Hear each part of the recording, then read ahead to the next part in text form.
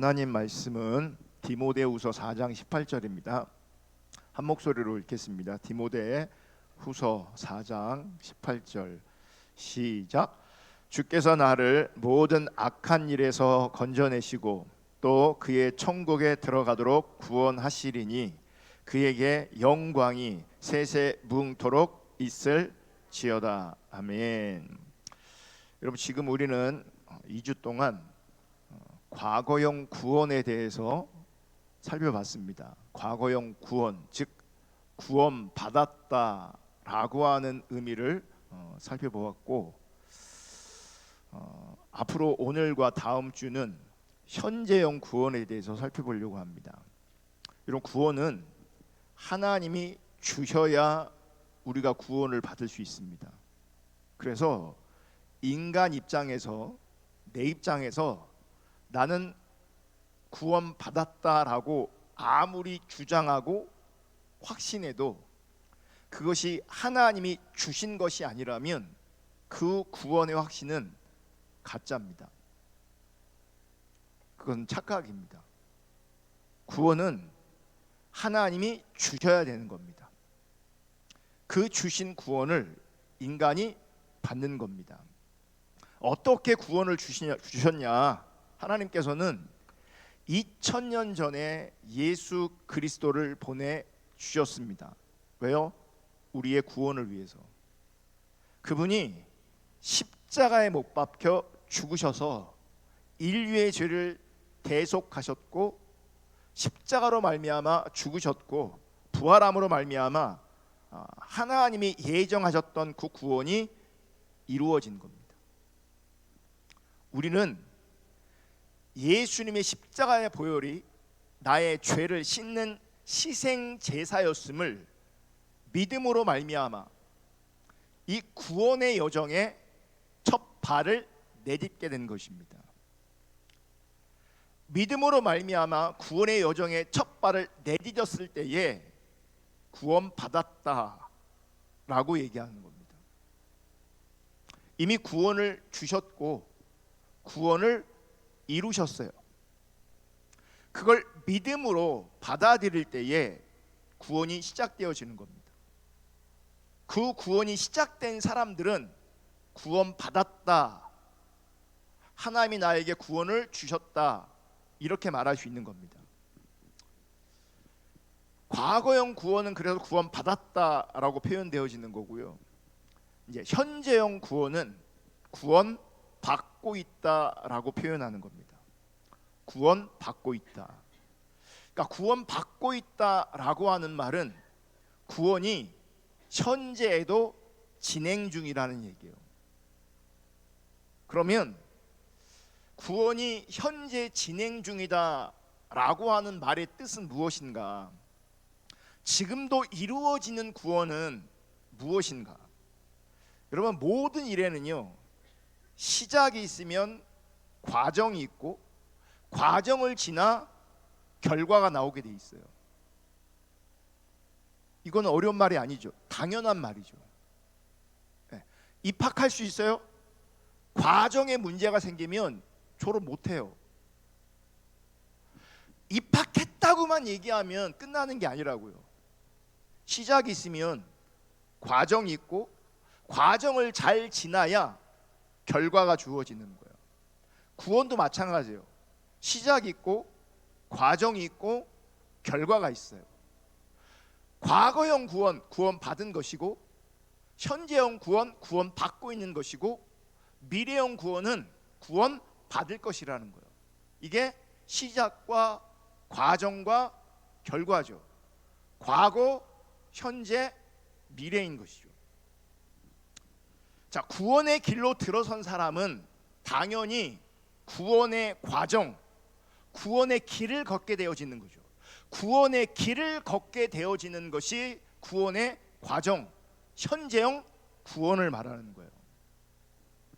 오늘 본문으로 읽었던 디모데후서 4장 18절을 다시 보시면, 자, 주께서 나를 모든 악한 일에서 건져내시고 또 그의 천국에 들어가시도록 구원하시리니 그에게 영광이 세색 묵은토록 있을지어다. 아멘. 지금 읽은 말씀을 보면 지금 바울은 디모데와 그가 섬기고 있던 에베소 교회를 축복하고 있어요. 그러면서 어떤 말을 하냐면 건져내시고 또 구원하시리니 라고 하는 표현을 쓰고 있어요. 대상이 누구냐면 교회라고요. 그러니까 예수 안 믿는 사람들을 향해서는 하나님이 당신들을 악에서 건져내시기를 원합니다. 하나님이 당신들을 구원하셔서 천국으로 인도하기를 원하십니다. 이 말이 맞는 거죠. 왜냐하면 예수를 안 믿으니까, 그들 가운데 구원 받은 적이 없으니까. 그런데 지금 바울이 누구에게 이 말을 하고 있냐면 교회를 향해서 이 말을 하고 있다고요. 이미 신앙을 가졌고 예수를 영접했고 이미 교회 공동체의 일원이 된 디모데 그리고 에베소 교인들을 향해서 지금 건져내시고 구원하시리니 라고 하는 표현을 쓰고 있단 말이죠. 뭐냐면 구원의 과정을 밟아가고 있다고 말씀하고 있는 거예요. 이게 현재형 구원이요. 이게 빌립보서도 동일한 말씀하세요. 두렵고 떨림으로 너희 구원을 이루어 가라라고 말씀하시는 거예요. 그러면 우리 가운데 진행 중인 구원은 구체적으로 무엇일까? 결론적으로 말씀드리면 그것은 교회의 구성원으로서 기도와 말씀과 교제와 선교적 삶을 살아가는 과정을 뜻합니다. 그러면 기도와 말씀과 교제와 선교적 삶이 우리 가운데 왜 필요한 것인가? 기도와 말씀과 교제와 선교적 삶을 통하여 주님과 더욱 연합되어지는 겁니다. 주님을 더욱 알아가는 것입니다. 아멘. 그러니까 이 행위에 초점이 있는 것이 아니라 이런 것을 수단 삼아 주님을 알아가고 주님을 사랑하고 주님과의 관계가 더 깊어지고 더 온전해지는 것을 말하고 그것을 현재형 구원이라고 말하는 거예요. 이 과정은 인간의 생존과 성장의 필수적인 4가지 요소와 비슷합니다. 여러분, 사람이 살아가는 데 있어서 필요한 요소가 적어도 4가지가 있어요. 첫째는 호흡이에요. 숨을 쉬어야 우리가 생존이 가능한 거죠. 둘째는 양식, 먹어야 살 수 있어요. 셋째는 가족입니다. 인간은 홀로 존재할 수 없어요. 가족이 있었기 때문에 내가 태어난 것이고 그 가정에서 보호받고 양육받고 공급받으면서 사람으로 자라가는 거죠. 인간으로 자라가는 거죠. 넷째는 직업이에요. 여러분, 인간에게는요 일이 있어야 돼요. 일이 없는 인생은 허무합니다. 그리고 모든 인간은 해야 할 일을 하면서 삶의 의미와 가치를 발견하게 됩니다. 이 4가지를 그리스도인의 성장과 연결시켜 보는 겁니다. 지금 현재형 구원은 뭐예요? 자라가는 것이거든요. 구원의 길에 발을 내딛고 끝나는 게 아니라 구원의 여정을 걸어가는 거예요. 자라가야 되는 거예요. 그래서 호흡, 양식, 가족, 직업, 이 영역과 그리스도의 성장, 그리스도인의 성장과 연결시켜 보는 거죠. 첫째, 호흡은 기도입니다. 여러분, 기도는 하나님과의 소통과 교제로서 신앙생활에, 우리의 신앙의 절대적 필수 요소입니다. 호흡해야 살잖아요. 둘째, 양식은 말씀입니다. 그리스도인은 말씀을 먹어야 삽니다. 그러니까 말씀도 절대적으로 필수 요소인 겁니다. 세 번째, 가족. 그러니까 교회 공동체의 구성원으로 교제하는 겁니다. 교회 공동체에서 믿음의 지체들과 영적인 은혜를 나누는 것입니다. 넷째, 직업. 그러니까 선교입니다. 모든 그리스도인은 선교의 사명을 받은 사람들입니다. 그러므로 나의 일상에서, 나의 일터에서 선교적 삶을 살아야 합니다. 그래야 이게 현지형 구원을 통해서 우리의 구원이, 우리의 관계가 자라가게 되는 거죠. 이 네 가지를 살펴볼 건데 오늘 두 가지, 다음 주에 나머지 두 가지를 살펴볼 겁니다. 첫 번째, 기도란 무엇인가? 여러분, 기도는요, 하나님과의 소통을 말하는 겁니다. 소통. 누가 소통합니까? 친해져야 소통할 수 있습니다. 관계가 맺어지고 친해져야 소통이 가능하지, 얼굴만 보는 사이, 알긴 아는데 교제하지 않았어, 알긴 아는데 그 사람을 몰라, 그럼 뭐가 안 돼요? 소통이 안 되죠. 소통이 안 돼요. 관계는 다른 게 아니에요. 소통이에요. 소통. 기도는 하나님과의 소통을 말하는 겁니다. 여러분, 우리가 하나님과 기도함으로 소통하면 불안과 불만이 사라지고 하나님의 평강이 예수 그리스도 안에서 기도하는 자의 마음과 생각을 지켜주십니다. 빌립보서 4장 6절 7절, 아무것도 염려하지 말고 다만 모든 일에 기도와 간구로 너희 구할 것을 감사함으로 하나님께 아뢰라. 한마디로 기도해라. 7절, 그리하면, 기도하면 모든 지각에 뛰어난 하나님의 평강이 그리스도 예수 안에서 너희 마음과 생각을 지키시리라. 잠언에 보면 우리에게 명령하십니다. 너희 마음을 지켜라. 여러분, 우리가 마음을 지키는 게 굉장히 중요합니다. 특별히 하나님 앞에서 마음을 지키는 것이 굉장히 중요합니다. 주님을 따라갈 때, 신앙생활할 때 아주 중요한 요소가 뭐냐면 마음을 지키는 거고 절제하는 겁니다. 오늘날 현대인들이 삶이 참 힘든 이유 중에 하나가 뭐냐면 마음이 지켜지지 않기 때문이에요. 절제가 잘 안 돼요. 사실 인생 살아가다 보면 절제가 필요한 일이 되게 많아요. 선을 넘어가면 안 되는 일들이 되게 많아요. 그런데 많은 사람들에게 이 선 자체가 없어요. 선이 그어져야 넘어가고 안 넘어가고 결정되어지는데, 선이 없으면, 선이 없는 게 아니에요. 원래 선은 있는데 우리의 인식 안에 선이 없기 때문에 그 선을 분별하지 않으면, 그 선이 인식되지 않으면 다 어떻게 해요? 넘어가요. 그 선을 넘어가면 인생은 불행해집니다.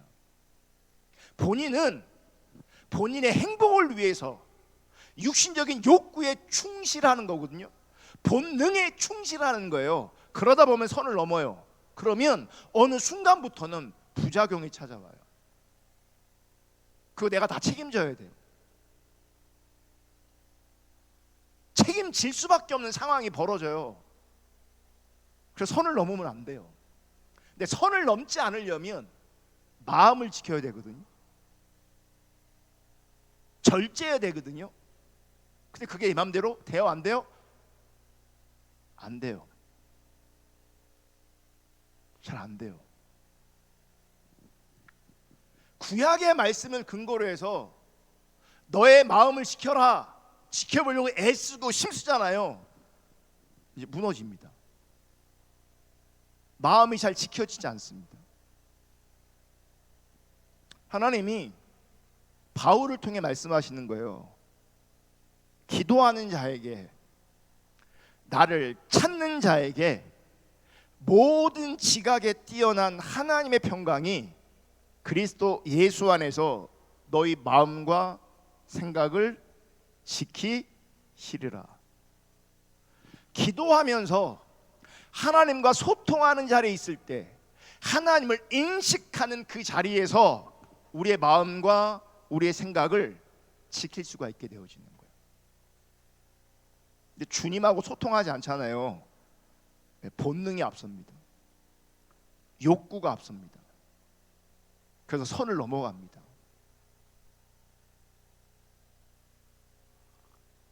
이런 기도는 하나님과 깊은 사귐이고 친밀한 교제입니다. 그래서 지금 우리가 말하는 기도의 개념은 기도의 행위가 아니라 하나님의 얼굴을 구하는 겁니다. 하나님과의 깊은 사귐, 하나님과 친밀한 교제를 말합니다.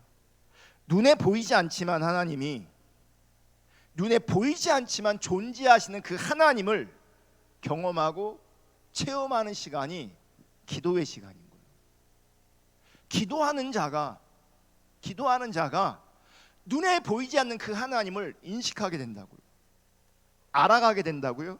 체험하게 된다고요. 그러므로 그분을 알고 체험하기 때문에 보이지 않는 그 하나님 앞에서 오늘을 살아낼 수 있고 세상을 살아낼 수 있는 거예요. 하나님의 관점으로.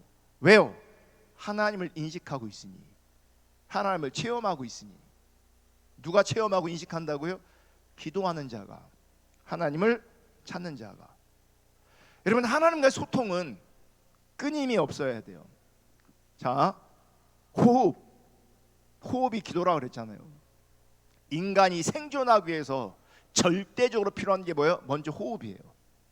호흡을 못하면 죽은 거예요. 그래서 호흡이 제일 중요해요. 살아있냐? 뭘 가지고 살아있다고 말해요? 호흡하고 있는 거예요. 숨 쉬고 있는 거예요. 우리 인간은 숨을 쉬어야 살 수 있는 거죠. 우리 숨에는 들숨과 날숨이 있어요. 이 들숨과 날숨은 우리가 의식적으로 하는 게 아니라 너무나 자연스럽게 무의식적으로 반복적으로 계속 이루어지고 있어요. 내가 숨을 쉬어야지 이러고 하는 게 아니에요. 살아있으니까 당연히 우리는 날숨과 들숨을 통해서 호흡하고 있는 거예요. 무의식 가운데 반복적으로. 그게 우리의 숨이에요. 우리의 숨쉬기예요. 기도도 마찬가지예요. 정해진 시간과 장소와 상황에서뿐만 아니라 당연히 여러분 하나님을 찾고 기도하는 삶에서는 구별된 시간이, 구별된 장소가 필요합니다. 누구도 그렇게 했냐면 예수님도 그렇게 했어요. 구별된 장소, 구별된 시간이 필요해요.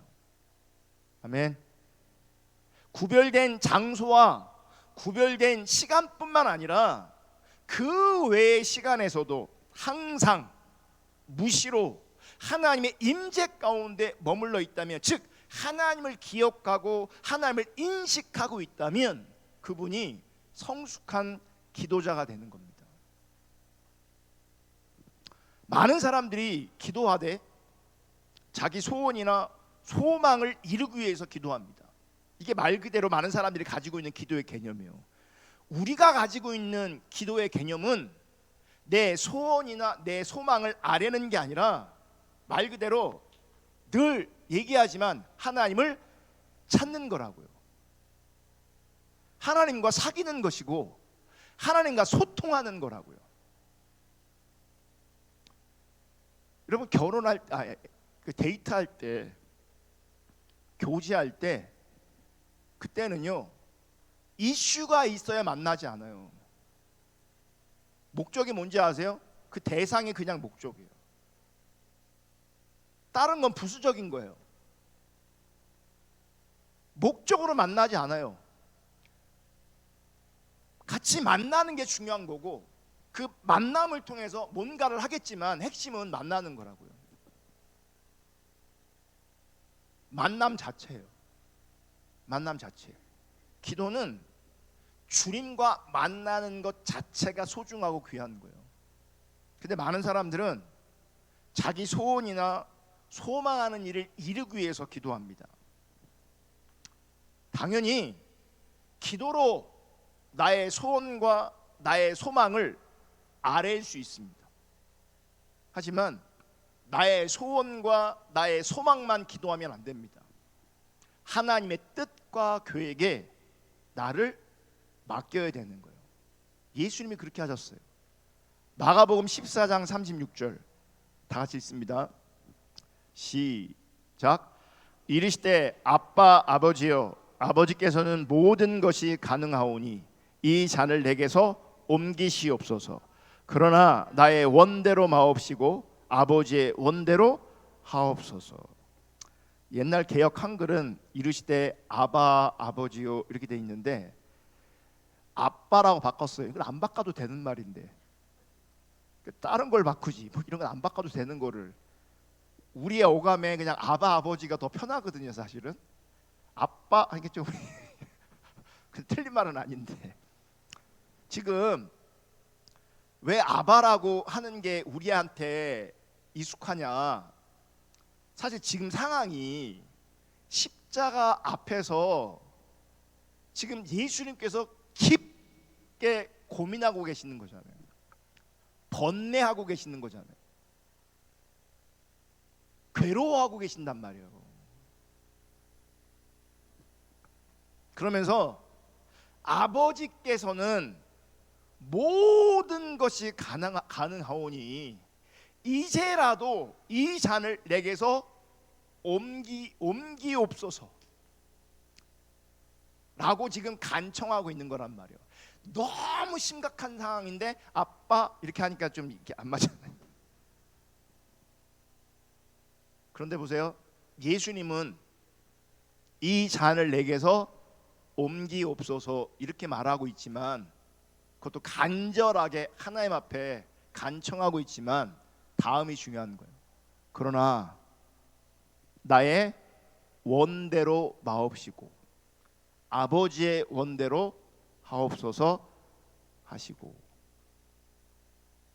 나의 소원과 나의 소망이 아무리 크고 절박하고 간절해도 나의 원대로 마옵시고 아버지의 원대로 하옵소서, 나의 뜻이 아닌 하나님의 뜻과 하나님의 계획에 나를 맡겨야 되는 거예요. 이게 참된 기도자의 자세예요. 그럼 우리는 무엇을 기도해야 되는가? 기도에 담길 내용은 무엇인가? 사실 가짜 신앙에서, 기복 신앙에서, 그리고 세속적인 종교에서 기도의 내용은 뭔지 아세요? 건강, 사업 성공, 대학 합격, 취직, 뭐 진급, 문제 해결, 소원 성취, 이런 것들이 기도의 내용 안에 대부분 담겨 있습니다. 그런데 성경이 말하는 기도자가 간절히 기도할 내용은 첫째 감사고, 둘째 회개고, 셋째 소원입니다. 첫째 뭐라고요? 감사. 두 번째 뭐라고요? 회개. 세 번째 뭐라고요? 소원. 그러니까 하나님의 얼굴을 구하는 그 자리에서, 하나님과 사귀고 소통하는 그 자리에서 첫째 감사, 둘째 회개, 세 번째 소원입니다. 지금 감사와 회개와 소원은 각각 과거, 현재, 미래, 그리고 하나님과 자신과 이웃과 관련되어 있습니다. 먼저 감사 기도를 살펴보면 감사는 과거와 연결이 있는 겁니다. 과거와 관련된 겁니다. 그러니까 돌아보니, 지난날 돌아보니 다 하나님의 은혜야. 그래서 뭐 하는 거예요? 하나님 앞에 하나님 얼굴을 구하여 하나님과 사귀고 소통하는 그 자리에서 먼저 하나님의 은혜에 감사하는 거죠. 어떤 사람들은 지금 내가 구하는 것이 미래에 이루어질 것을 믿고 미리 감사를 드려요. 그냥 감사하는 게 헌금까지 하면서 감사를 드린다고요. 또 부흥사들이 옛날에 그렇게 많이 가르쳤어요. 응답받을 걸 믿고 감사하라고. 응답받을 걸 믿고 미리 감사하라고. 이렇게 말하면 그 믿음이 되게 큰 것처럼 보여요.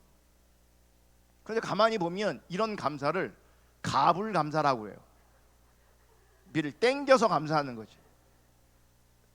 근데 봐요, 이루어질 것을 믿고 감사한다면 그 믿고 미리 감사하는 것을 통해서 뭘 원하는 거예요? 내가 원하는 것을 이루길 원하는 거죠. 그러니까 은근히 뭐 하는 거예요? 하나님 앞에 그러니까 협박하는 거죠. 위협하는 거죠. 내가 미리 감사했으니 이루어질 줄 믿고 미리 감사했으니 당신은 이거 들어줘야 돼. 들어줘야 돼. 성경이 말하는 참된 믿음이 아니에요. 이런 식의 기도는, 이런 식의 믿고 감사함으로 감사하는 것은 은근한 협박인 거고, 그 기도의 내용이 내 소원과 내 소망일 때는 100% 은근한 위협이에요.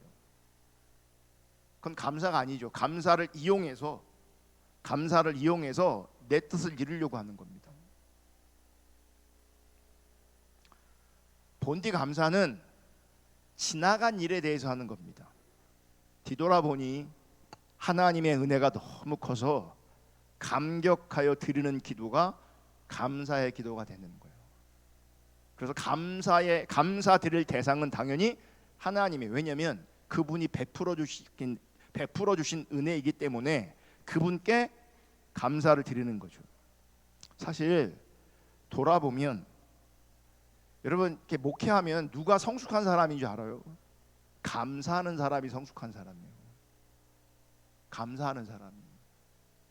감사하는 마음이 있으면 감사한 거 많이 하겠죠. 감사하니까. 내 삶이 감사하면 감사하겠죠, 당연히. 감사가 충만한 사람이 성숙한 사람이에요. 왜요? 그분은 지금 뭘 누리고 있는 거예요? 하나님의 은혜를 누리고 있는 거예요. 근데 감사하지 못하면 뭘 누리지 못하는 거예요? 하나님의 은혜를 누리지 못하는 거죠. 하나님의 은혜를 누리지 못하니 그 영혼이 메마를 수밖에 없는 거죠. 감사가 되게 중요해요. 그럼 뭘 감사해야 되냐? 하나님의 은혜. 뭐가 하나님의 은혜냐? 어떤 사람들은 하나님의 은혜라고 말할 게 나한테는 별로 없는 것 같은데. 아니요. 우리의 평범한 일상도 돌아보면 하나님의 은혜예요. 여러분, 인간에게 가장 큰 고통이 무엇인지 압니까? 일상이 붕괴되는 겁니다. 그리고 일상이 붕괴된 그 자리에 평범한 일상이 얼마나 은혜였던가 라고 하는 것을 비로소 깨닫습니다. 다리가 부러지기 전에는 걸어 다니는 걸 감사한 줄 몰라요. 그러니까 다리가 부러지면 걸어 다니는 게 복이구나.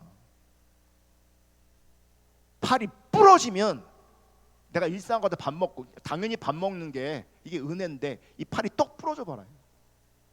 밥을 어떻게 먹어야 돼요? 왼손으로 먹어야 돼요. 누가 먹여줘야 돼요. 그래, 안 그래요?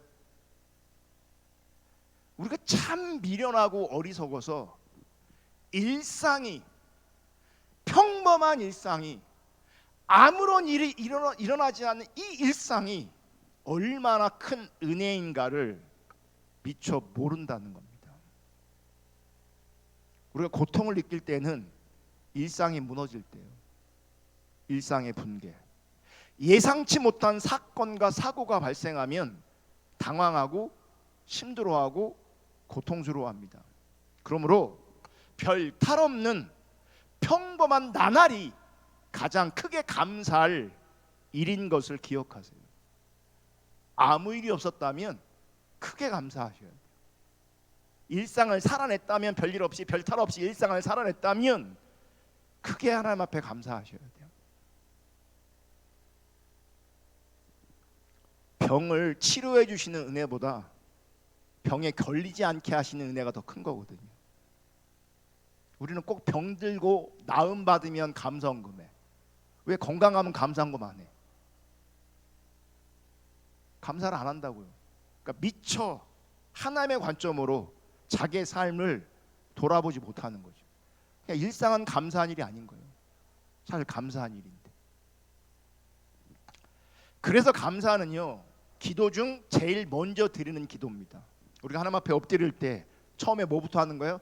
감사부터 하는 거예요. 일상을 감사하고 돌아보니 모든 게 주님의 은혜고, 감사부터 하면 벌써 성령이 충만해져요. 감사가 안 되는 상태에 있으니 기도도 힘들고 삶도 힘들고 다 힘드는 거죠. 견디는 것도 힘들고 살아내는 것도 힘든 거죠. 근데 감사로 받으면 다 감사해요. 감사로 받으면 견딜 수 있어요. 감사로 받으면 이겨낼 수 있어요. 감사로 다가오지 않으니 깔아앉는 거죠. 절망하는 거죠. 낙심하는 거죠. 그러면 어제를 감사해야 오늘도 내일도 감사로 연결되어지는 거예요. 그리고 그 감사가 깊어지면 그 예배가 되는 겁니다. 주님 찬양합니다. 주님 경배합니다. 감사가 깊어지면 예배가 된다고요. 그분이 성숙한 사람이에요. 두 번째는 회개기도. 회개기도. 회개는 현재에 대한 겁니다. 감사는 뭐라고요? 과거. 회개는 현재. 왜 회개가 현재인가? 인간은 기억하세요. 기도하는 그 순간도 죄인입니다. 예배하는 순간도 우리는 죄인입니다. 우리는 죄인이 아닌 적이 한순간도 없다는 걸 기억하셔야 돼요. 회개를 과거에만 국한하면 마치 어제만 죄인이고 오늘은 아닌 것처럼 착각하는 거예요. 그래서 이 거짓 신앙은요, 행함으로 말미암은 의잖아요. 뭐 잘해내고 있으면, 조그만 거라도 뭐 잘해내고 있으면 자기를 어떻게 여겨요? 의로운 존재로 여긴다고요. 의로운 존재라고. 그래서 그때부터 그 신앙이 망가지기 시작하는 거예요. 그러니까 하나님도 고민이 많으세요. 은사를 주고 싶은데, 은사를 주고 사용하고 싶은데, 은사를 주면 자기 의에 빠져요. 그 은사를 가지고 그가 잠시 사용될지 모르겠지만 그 은사 때문에 그는 하나님께 버림받을 수 있어요. 왜요? 이 자기 의 때문에. 그러니까 은사가 주어지면 자기가 죄인인 것을 까먹는 거예요. 성경을 많이 읽으면, 기도를 많이 하면 자기가 죄인인 걸 까먹는 거예요. 여러분, 우리는 죄인이 아닌 적이 한 번도 없다고요. 어제도 죄인이고 오늘도 죄인이라고요. 당연히 지난날의 과오를, 잘못을, 죄를 회개해야 되지만 사실 우리는 항상 잘못하고 있기 때문에 늘 회개해야 되는 거예요. 한 번 깨끗함을 받았다고 해서, 한 번 용서받았다고 해서 여전히 계속 깨끗한 존재가 아니에요. 근데 웃기는 게 뭔지 아세요? 물어볼게요. 속옷 며칠 만에 한 번씩 갈아입어요. 자, 하루에 한 번 손 들어보세요. 안 드는 인간들은 뭐예요 지금?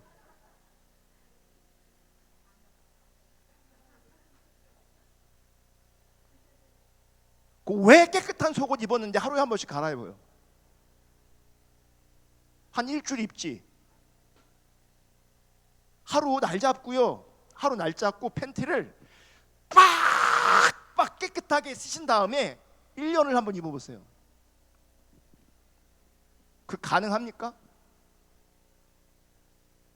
옷도 빨아입고 그릇도 설거지하고 늘 그렇게 일상을 살아내고 있으면서도 왜 우리의 영혼은 안 씻어내냐고요.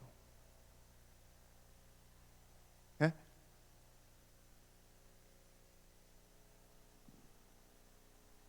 매일 갈아입는 게, 나갔다 오면 손 씻는 게 당연한 것처럼 우리 영혼은 존재론적으로 그냥 죄인이에요. 어쩌면 우리는 숨만 쉬면서, 숨만 쉬어도 죄인이에요. 왜 그런지 아세요? 자기 중심성, 이게 죄인이에요. 이게 늘 죄인이기 때문에 사실은 늘 죄 짓고 있어요. 우리가 어느 때도 죄 짓는 줄 아십니까? 예배하면서도 죄 짓고 있어요. 지금 예배하면서 죄 짓고 있다니까 어떤 사람들은요. 근데 그걸 죄인지도 모르니까 회개를 안 하는 거지. 씻지를 않는 거지. 여러분, 인간에게 죄는 항상 현재 진행형이에요. 매 순간마다 우리 인간은 죄인이에요. 그래서 여러분, 우리는 주님과 함께하는 순간만 죄를 이길 수 있을 뿐이지, 주님과 함께하지 않을 때, 주님을 놓쳐버릴 때 우리에게서는 너무나 자동적으로 죄가 나와요. 그러니까 주님을 인식할 때는 그 죄를 다스리고 그 죄를 절제하는 거죠. 우리의 마음과 생각을 지키는 거죠. 주님과 소통하고 주님을 인식하면서. 근데 그 주님을 놓쳐버리면 나도 모르는 사이에 자동적으로 죄성이 나오게 돼 있어요. 그래서 우리는 뭘 하고 뭘 안 하고를 떠나서 늘 죄인이에요. 아멘. 회개의 대상은 그래서 자기 자신이에요. 자기 자신이요. 자기를 돌아보고 늘 뭐 해야 돼요? 회개해야 되는 거예요. 여러분, 인간에게는 하나님 앞에 떳떳하게 자랑할 만한 것이 한 개도 없습니다. 하나님 앞에 설 때에 나 이거 잘했죠, 이거는 좀 잘하지 않았나요 하나님? 이거 불신앙이에요. 이거 거짓신앙이에요. 우리는 하나님 앞에서 자랑할 수 있는 것이 하나도 없어요. 1도 없다고요. 아멘.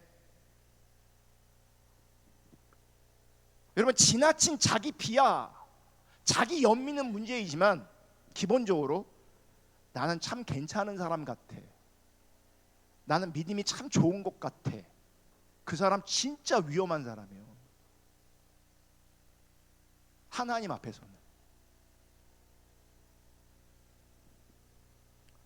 회개할 것이 없다라고 생각하고 있다면 그것처럼 큰 죄가 없습니다. 나는 회개할 게 별로 없어. 그러니까 지금 예배하고 있는 많은 사람들이 사실은 죄인인데 그 죄를 인식하지 못해서 회개하지 못하는 인생이 있다면 그거 하나님 앞에 엄청난 큰 죄라고요. 그 회개하지 않은 죄들이 쌓여서 나중에는 스스로 감당할 수 없을 만큼 쌓여요. 나중에는요, 죄송하지만 회개가 안 돼요. 쌓이잖아요. 나중에는 회개가 안 돼요. 회개하고 싶어도 안 돼요. 지금도 그런 일이 있어요. 애통해야 되는데 애통이 안 돼요. 절박해야 되는데 절박이 안 돼요. 이미 죄가 덕지덕지 쌓여서 영적인 감각들이 마비가 되어서 회개를 못하는 거예요. 그리고 회개 안 해도 아무 문제가 없어요. 왜냐하면 감각을 상실해버렸기 때문에. 지금 우리는요, 날 더워지잖아요. 장마 오고 막 그러면 덥잖아요. 어떤 사람은 찝찝해서 샤워를 하루에 몇 번씩 하는 사람들이 있어요. 왜요? 자기 몸은 소중하니까. 근데 그 감각을 없으면 땀 냄새 나는데도, 때가 끼는데도 씻질 않아요. 아무렇지도 않아요. 본인은 아무렇지도 않을지 모르겠지만 누가 힘드냐면 주변 사람들이 힘든 거죠. 씻지 않은 그 때문에, 회개하지 않은 그 인간 때문에 주변 사람들이 힘들다고요. 죄에서 돌이키지 않은 그 인간들 때문에 주변 사람들이 힘들다고요. 이게 쌓이면 나중에 회개가 안 돼요. 늘 자주 자기를 돌아보면서 회개할 수 있기를 주님의 축복합니다. 아까 감사도 어느 때 하는 거라고요? 감사도 늘, 기도 늘 하는 거거든요.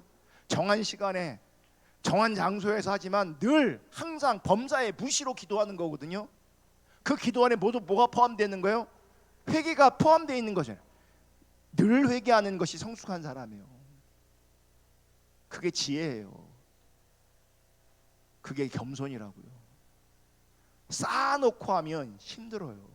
잘 되지도 않고. 자, 회개할 것이 없다 생각한 생각만큼 큰 죄가 없어요. 자, 이 시간 보세요. 나는 회개할 게 별로 없어. 죄를 인식하지 못해. 그분은 지금 엄청나게 큰 죄를 짓고 있는 거예요. 반복해서. 알고 지은 죄가 있고, 모르고 지은 죄가 있고, 행동으로 지은 죄가 있고, 우리의 생각과 우리의 말로 지은 죄들이 우리에게는 넘쳐나요. 제가 군대에 있을 때 이등병 달고 교회에 이제 배치를 받아갖고 생활을 하는데 첫 해 겨울이 됐어요. 가을부터구나. 낙엽이 떨어지는 거예요. 이 나무가 얼마나, 느티나무 같은 게 얼마나 큰 게, 오래된 게 있는지 우수수 떨어져요. 우수수수수 떨어져. 그때 함께 군생활했던 고참이 계속 쓰는 거예요. 계속 쓰자는 거예요. 아니 지금 계속 떨어지고 있는데 쓸어. 떨어지고 있는데. 내 생각에는 힘들기도 하고 잔머리를 굴리는 거죠. 다 떨어지고 쌓인 다음에 치우면, 한꺼번에 치우면 좋을 것 같은데 미리 치우는 거예요. 조금 살짝 떨어지면 치우고, 살짝 떨어지면 치우고 그러는 거예요. 나중에 알았어요. 그게 더 편한 걸. 눈도 똑같아요. 눈 내리기 시작하자마자 쌓이기 전에 빗질하고 막 하는 거예요. 그게 훨씬 더 편해요. 나중에 쌓인 다음에는요 엄청 힘들어요. 엄청 힘들어요. 여러분, 죄의 길이 났는데 그걸 돌이킨다. 엄청난 에너지가 거기 투입돼야 돼요. 그래서 많은 사람들은 이미 길이 나버렸으면 돌이켜지지 않아요. 제가 설교하면서 어떨 때는 어떤 사람에게, 어떤 상황 속에 이 메시지가 너무 필요해. 그 사람한테 딱 맞는 메시지야. 그 사람을 위해서 하는 건 아니지만 그 사람한테 너무 적절한 메시지고, 그 메시지를 들으면 당연히 그걸 돌이켜야 돼. 그런 생각이 제 안에 있어요. 그런 기대도 있어. 어쩜 하나님께서 딱 맞는 말씀을 하실까? 제가 기대가 있다니까요. 제 안에 기대가 막 생긴다니까요. 돌이키겠구나. 이렇게 하나님이 막 구체적으로 말씀하시는데 어떻게 안 돌이킬 수가 있어? 내 안에 그런 기대가 있다니까요. 근데 목회하면서 발견된 진리 중에 하나가 뭐냐면 그 인간은 절대로 돌이키지 않는다는 거예요. 하나님이 대놓고 말하고 있는데도 안 돌이켜요. 왜요? 그 영역이 길이 나버렸어요. 그리고 그분은 그 부분에 회개할 마음도 없어요. 아프지도 않아요. 찔리지도 않아요. 여전히 자기가 원하는 대로, 자기 욕구대로 살 뿐이에요. 여러분, 자주 할 수만 있으면 자주 회개할 수 있기를 주님의 이름으로 축복합니다. 이게 현재형 구원이라니까요. 소원기도. 자, 감사, 회개, 소원. 소원은 미래에 관한 거예요. 감사는 과거, 회개는 현재, 소원은 미래. 여러분, 제가 정말 중요한 얘기합니다. 젊은이들 잘 들으세요. 미래는 하나님의 영역입니다. 많은 사람들이, 특별히 젊을수록 내가 노력해서 내 인생을, 내 미래를 개척할 수 있다라고 생각한다면 엄청난 착각입니다. 잘 들으세요.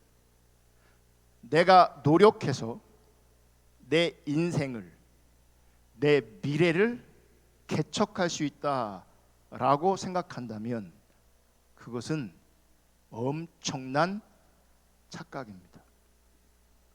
인생은 내 마음대로 잘 안 돌아갑니다. 그리고 인생은 예기치 못한 일의 반복입니다. 만약 인생이 내가 원하는 대로 내 뜻대로 되어지는 거라면, 노력한 대로 되어지는 거라면 정말 많은 사람들의 인생이 달라졌어야 돼요. 그리고 많은 사람들은, 정말 많은 사람들은 죄송하지만 노력하지 않은 거예요. 그 말이 맞다면 노력하지 않은 거예요. 노력해서 내 미래를, 내 인생을 결정할 수 있다, 개척할 수 있다라고 생각한다면 정말 많은 사람들은 노력하지 않은 거죠. 제가 그 말이 틀렸다고 말하는 거예요.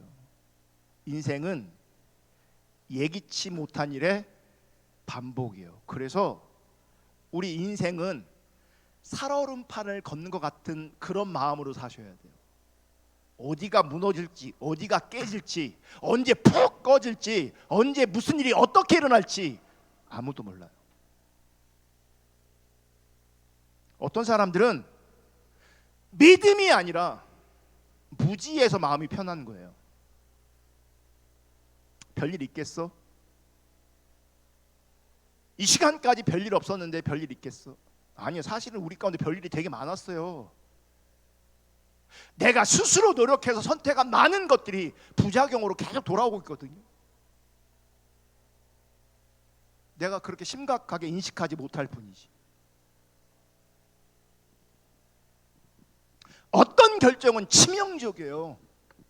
근데 그 결정을 하기까지 자기는 이 결정을 통해서 나는 잘 될 거야, 이 결정을 통해서 나는 행복해질 거야 라고 결정하거든요. 그런데 와르르 무너지는 경우가 우리 인생을 살다 보면 한두 가지가 아니에요. 여러분 기억하세요. 인생은, 미래는 내가 노력해서 얻는 것이 아니라 하나님께서 주시는 것을 인간이 받는 겁니다.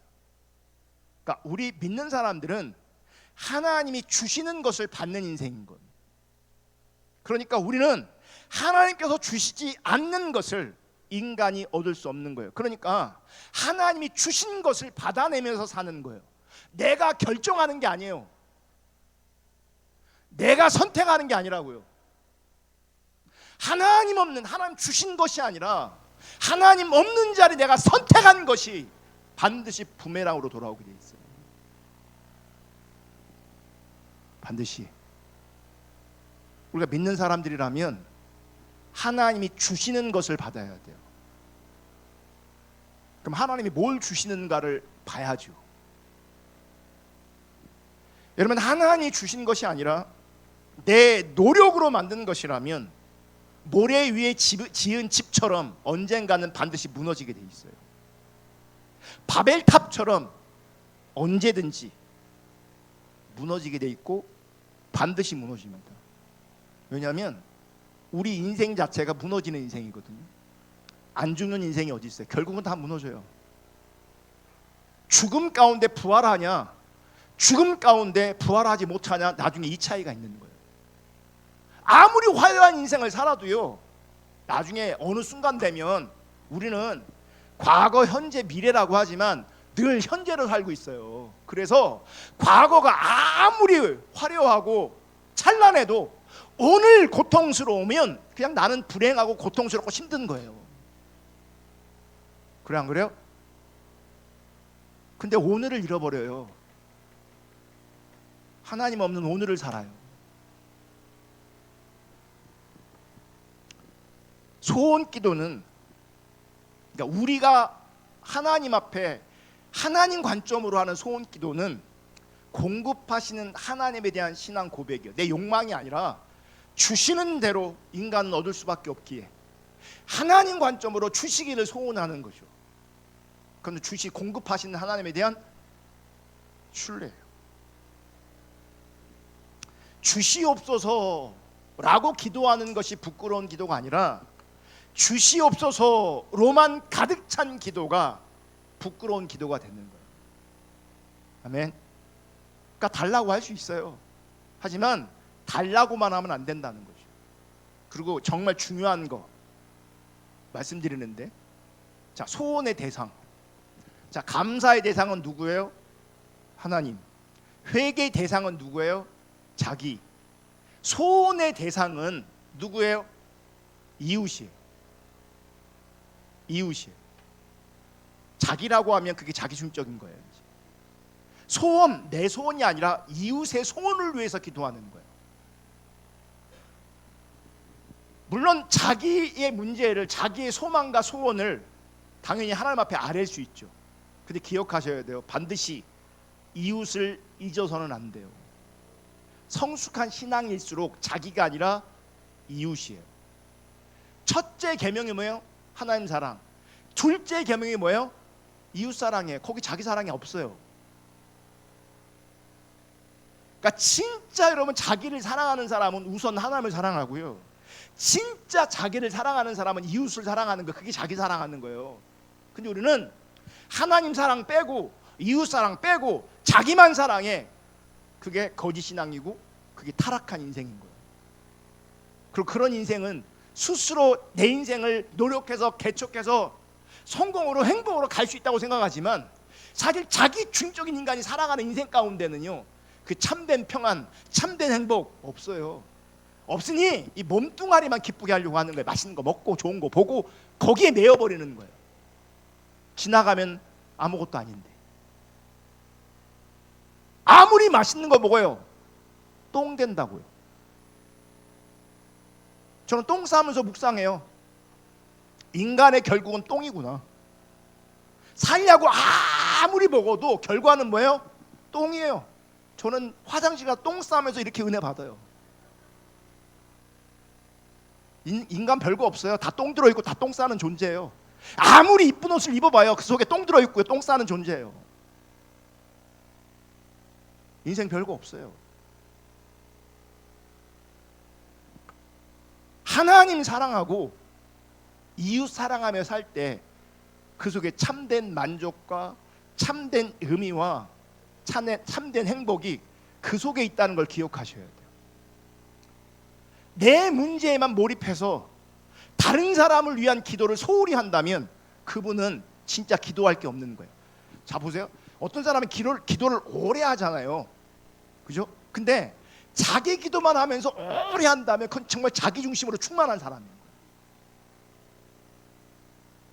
저는 내 기도할 게 별로 없어요. 오래 할 게 별로 없더라고요. 내 기도할 게 별로 없어요.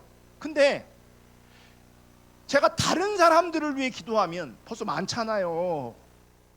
당연히 길어질 수밖에 없어요. 당연히. 근데 어떤 사람은 자기 기도하면 벌써 없어. 할 게 없어. 하나님 남편 건강, 자식 잘 되게 해주시고 몇 가지만 없어. 없어. 할 게 없어.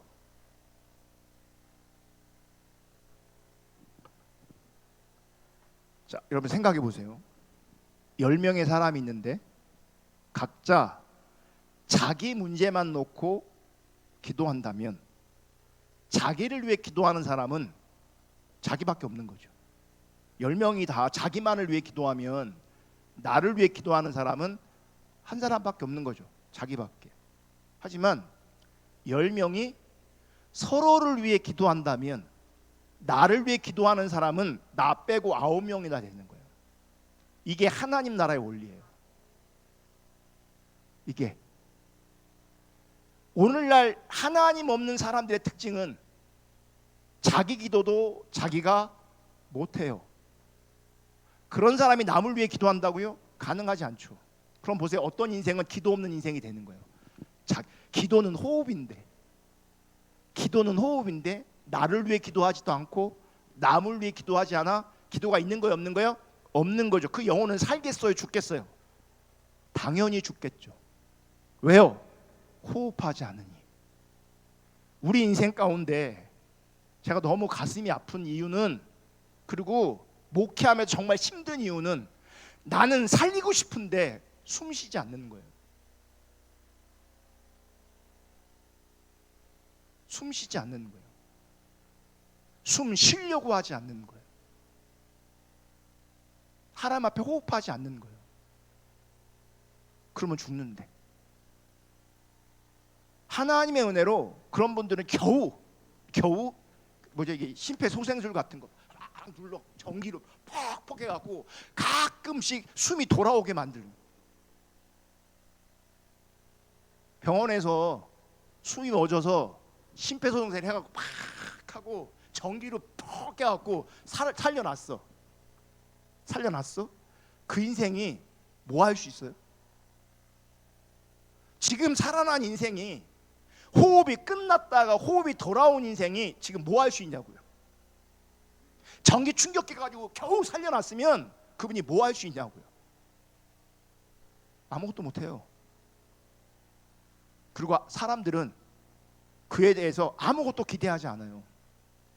왜요? 숨 쉬는 것 자체로 고마운 거죠. 살아있는 것 자체로 고마운 거죠. 근데 아무것도 못해요.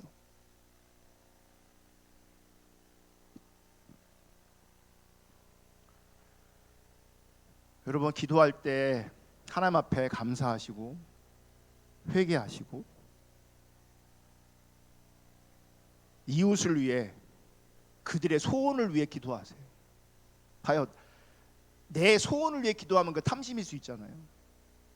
내 욕망일 수 있잖아요. 그런데 내가 다른 사람의 필요를 위해 기도하는 거예요. 하나님, 저분의 건강을 위해서 기도하고, 저분의 물질적인 필요를 위해 기도하고, 다른 분의 가정을 위해 기도하고, 자녀들을 위해 기도하고. 그건 뭐예요? 하나님 중심적인 기도인 거예요. 그럼 우리 모두가 그렇게 기도하면 그 공동체 가운데 하나님께서 응답하시는, 여기저기 응답하시는 하나님의 뜻이 이루어지는, 우리의 삶도 윤택해지고 풍성해지는 그런 하나님의 은혜를 누리지 않겠습니까? 여러분, 구원의 여정에서 현재형 구원의 자리에서 기도는 필수입니다. 왜요? 기도는 호흡이기 때문에 그래요.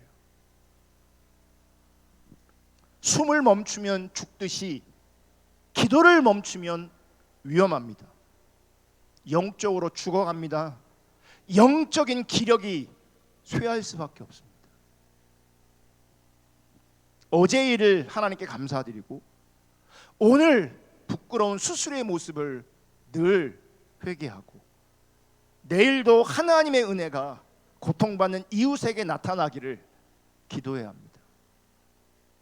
그리고 하나님 나라가 이 땅 가운데 임하도록 정말 내 뜻이 아니라 하나님의 뜻이 이 땅 가운데 이루어지도록 기도해야 합니다. 아멘. 원래 오늘 말씀까지 해야 되는데 여기까지 하겠습니다. 하고 기도하겠습니다.